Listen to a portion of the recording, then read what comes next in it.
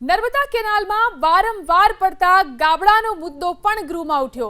ધારાસભ્ય અમૃતજી ઠાકોરે સરકારને સવાલ પૂછ્યા। કેનાલમાં ઉંદરોને કારણે ગાબડા પડતા હોવાનું કારણ સામે આવ્યું છે। સરકાર આવા ઉંદરોને પકડવાનું આયોજન કરવા માંગે છે કે નહીં? દરમાં રહેતા ઉંદરને કારણે ગાબડા પડે છે કે મહેલમાં રહેતા ઉંદરને કારણે? વિધાનસભાના અધ્યક્ષે પણ કરી હાસ્યસભર ટિપ્પણી। સારું થયું ધારાસભ્ય ઉંદર પકડવા બિલાડી લાવવાની માંગ ન કરી।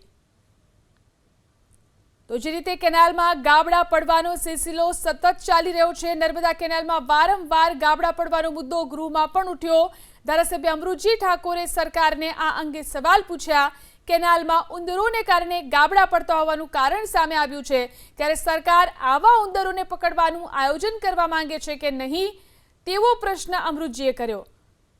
તો જે રીતે કેનાલમાં ગાબડા પડવાનો સિલસિલો સતત ચાલી રહ્યો છે। નર્મદા કેનાલમાં વારંવાર ગાબડા પડવાનો મુદ્દો ગૃહમાં પણ ઉઠ્યો।